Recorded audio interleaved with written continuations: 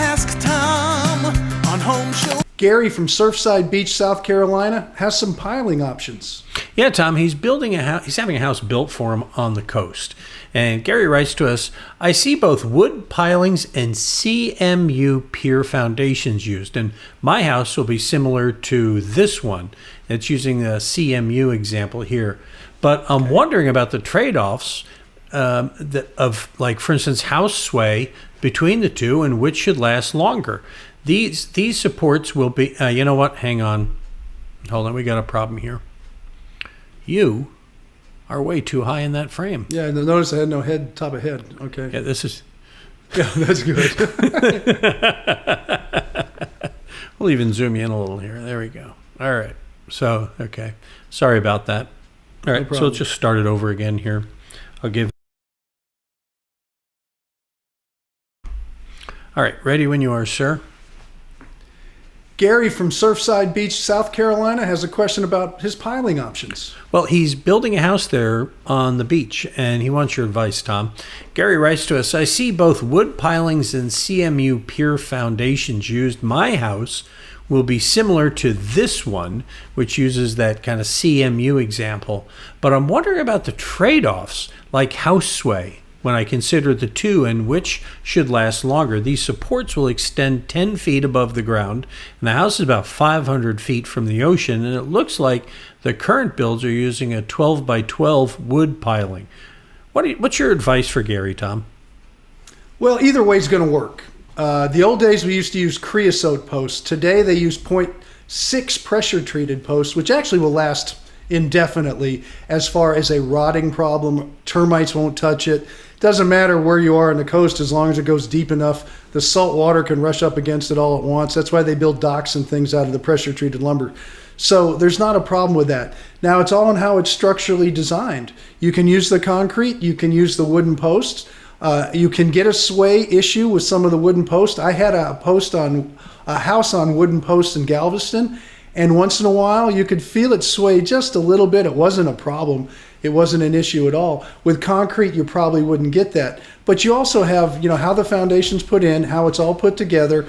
Both will last just as long. Both will meet all the standards you have to meet. The connections between the pilings and the framework will be a little different because concrete connections are different than, say, post connections. You'll have to use pressure-treated lumber anywhere that wood comes into contact with those concrete pilings, as opposed to just regular lumber being so high in the air you don't need the pressure-treated if you're going against pressure-treated lumber. So there's little differences in the detail work.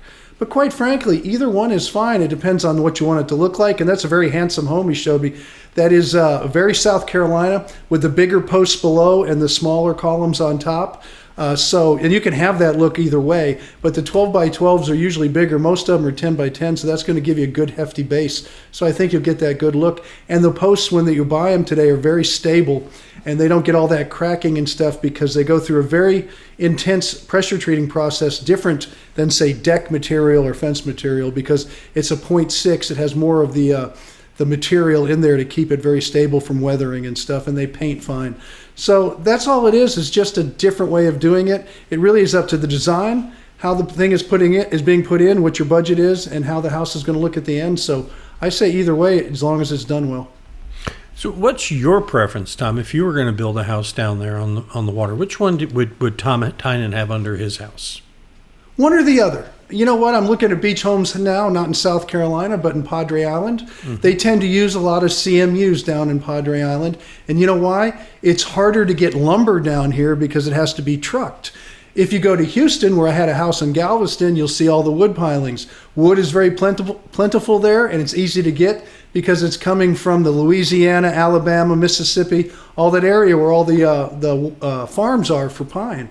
So it has a lot to do with what's regional. And here down on the southern end of Texas, on Padre Island, it's easier to get concrete block and it's cheaper to use. So it has a lot to do with what the local economy provides you, and as far as the skilled labor force too. So I would go either way, but down here I'll probably find block. But although back in the early days in the 70s, they were using posts too. And I can tell you the house I had, just to give you some longevity, was built in 1960. It was a very small little beach house. The kids and I loved it. We had such great times there. It still stands today, and it was on creosote posts, and I had to replace about 4 of them because they did start to rot, and I replaced them with a pressure treated. But that house still stands today, and it's been through multitude of hurricanes. It was only maybe 40 yards off of the beach, one row behind, and it still stands. So the longevity's there for all of them.